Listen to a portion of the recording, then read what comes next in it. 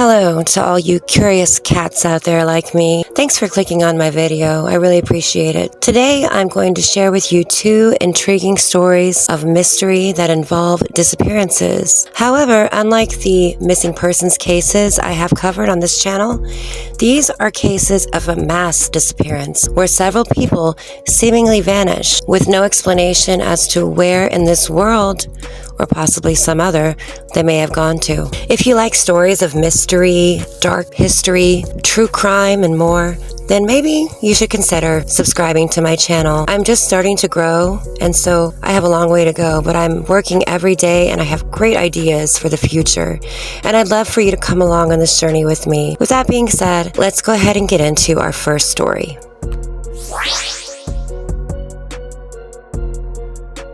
Imagine walking into a town where time seems to have stood still.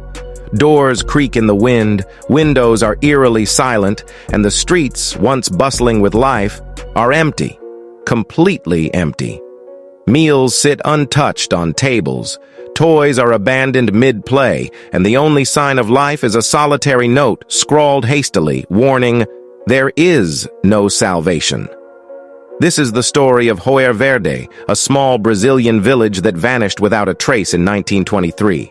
To this day, no one knows what happened to the 600 men, women, and children who called this place home. What we do know is that their disappearance has left behind one of the most baffling mysteries in history. Joer Verde wasn't always a ghost town. Nestled in the heart of Brazil, this remote village was home to a close-knit community of 600 people. It was the kind of place where everyone knew each other. A typical rural village, isolated but self-sufficient. Life in Joer Verde was quiet, almost idyllic. The people farmed, raised families, and lived simple lives, far from the turmoil of the outside world. But that all changed one day in 1923, when the entire village vanished without a trace. The story of Joer Verde's disappearance is shrouded in mystery. It begins on a day like any other, a day that, for the villagers, began as peacefully as the ones before it. But by the time a group of travelers arrived in Joer Verde later that day, the village was eerily silent. The travelers, expecting to be greeted by the locals, found the town completely deserted. What the travelers found was deeply unsettling. The village appeared to have been abandoned in an instant. Homes were left unlocked, as if the residents had simply walked out and never returned. Pots of food were still simmering on stoves, tables were set for meals that had never been eaten, and personal belongings were left behind, untouched. But it was the school that held the most chilling discovery. In the one-room schoolhouse, they found a blackboard with a message written in Portuguese, "No há salvação." There is no salvation. Beneath the cryptic message, the school desks were empty, and a thick layer of dust had already begun to settle on the chalkboard. The travelers were stunned. How could an entire village disappear without a trace? They searched the surrounding jungle, hoping to find some sign of the villagers, tracks, a camp, anything. But there was nothing. It was as if the earth had swallowed them whole. Word of the mysterious disappearance quickly spread, and soon the Brazilian authorities were on the scene. Investigators combed through Joer Verde, but they found no clues to explain what had happened. There were no signs of struggle, no blood, no evidence of violence. It was as if the villagers had simply vanished into thin air. The authorities questioned neighboring villages, but no one had seen or heard anything unusual. The jungle surrounding Joer Verde was dense and treacherous, making it unlikely that 600 people could have simply walked away unnoticed. And yet, there was no other explanation. The case baffled investigators, and over time, rumors began to swirl. Some believed the villagers had been victims of a mass abduction, taken by a force beyond human comprehension. Others speculated that they had fled into the jungle to escape some unnamed terror. But fled from what? And why leave no trace?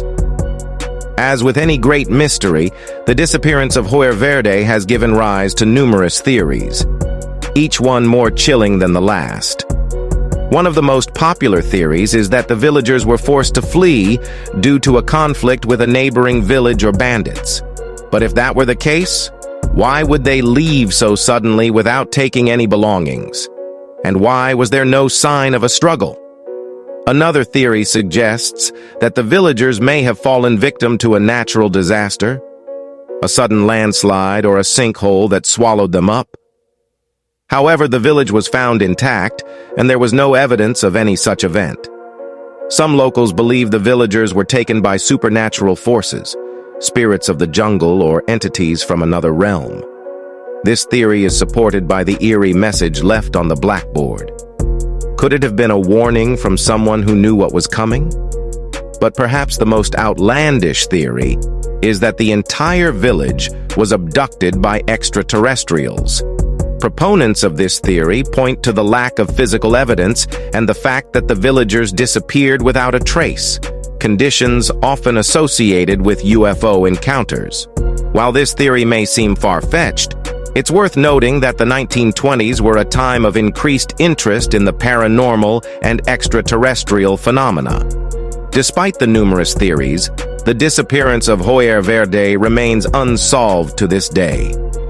The village has since been reclaimed by the jungle, its buildings swallowed by vines and trees, and its story has faded into obscurity. But for those who know the tale, the village stands as a chilling reminder of how little we truly understand about the world, and how sometimes the most unsettling mysteries are the ones that remain unsolved. The message left on the blackboard, "There is no salvation," continues to haunt those who hear the story of Joyer Verde.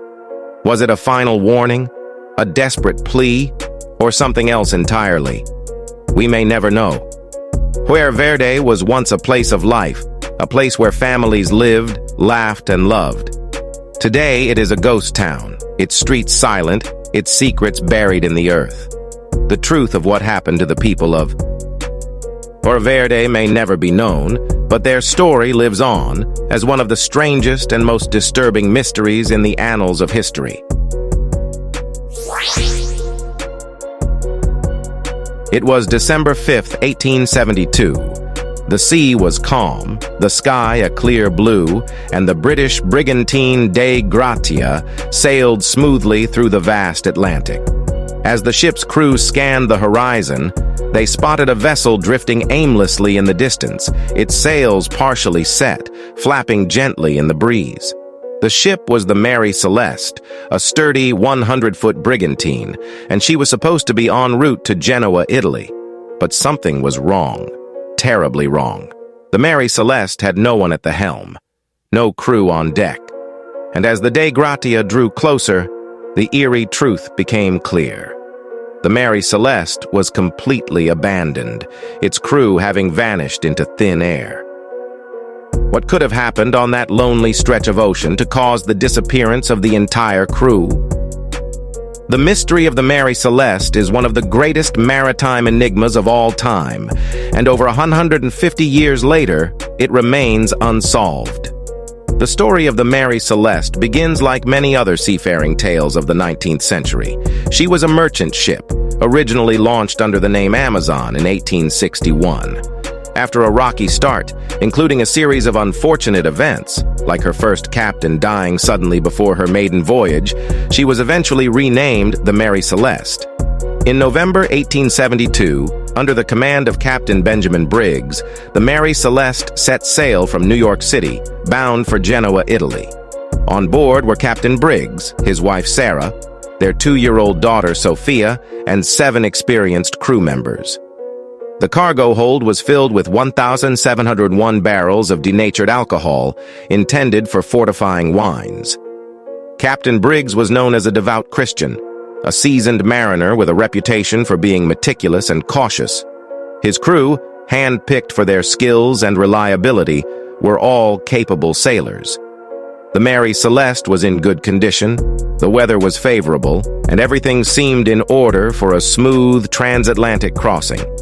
But somewhere between November 7th, when the Mary Celeste left New York, and December 5th, when she was found drifting aimlessly, something went horribly wrong. When the crew of the Dei Gratia boarded the Mary Celeste, they found a scene that was both perplexing and deeply unsettling. The ship was in near perfect condition, certainly not the derelict one might expect after weeks adrift. There was no sign of struggle, no indication of foul play, and no evidence that the ship had encountered severe weather. The ship's cargo was mostly intact, although 9 barrels were mysteriously empty. The personal belongings of the crew, including valuables, were undisturbed, and the galley was well stocked with food and fresh water. The ship's clock and compass were damaged, and the sextant and chronometer were missing, as was the ship's only lifeboat. The last entry in the ship's log, dated November 25th, placed the Mary Celeste near the Azores, about 400 nautical miles from where she was eventually found. But there was nothing in the log to suggest any imminent danger. In fact, the entry was routine, recording the ship's course and speed, and nothing more.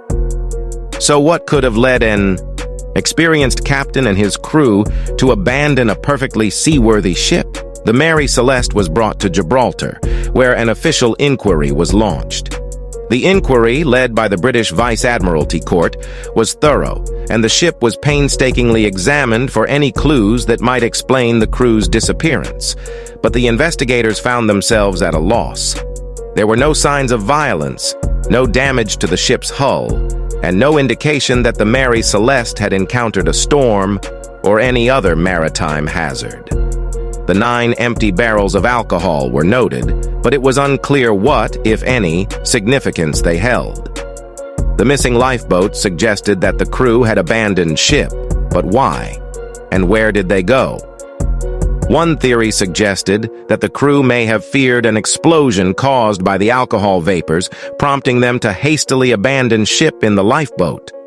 But this theory had its flaws. If they had abandoned ship, why were there no signs of panic or haste? And why would a seasoned captain like Briggs, who would have known that the ship was unlikely to explode, take such a drastic step? As with any great mystery, the disappearance of the Mary Celeste's crew has given rise to numerous theories, each one more bizarre than the last. One theory suggests that Captain Briggs and his crew may have been overcome by a rogue wave, a sudden and massive wall of water that could have swept them overboard. But if that were the case, why was the ship itself left undamaged? Another theory posits that the crew may have been victims of piracy, but this seems unlikely given that the ship's cargo and valuables were left untouched. Some have even speculated that the Mary Celeste was a victim of the so-called Bermuda Triangle phenomenon, though the ship was far from the infamous triangle at the time of the disappearance. One of the more fantastical theories involves sea monsters, or even extraterrestrial abduction. While these ideas might capture the imagination, they lack any solid evidence. Yet, the lack of any evidence at all is what makes the mystery so enduring. Despite the exhaustive investigation, the British Vice Admiralty Court could reach no definitive conclusion. The Mary Celeste was eventually released from custody and went on to sail under different owners, though she never quite shook off the dark cloud of her past. The Mary Celeste was finally wrecked on a coral reef off the coast of Haiti in 1885, a fate that some say was only fitting for a ship with such a cursed history. The crew of the Mary Celeste, including Captain Briggs, his wife, and young daughter, were never seen or heard from again.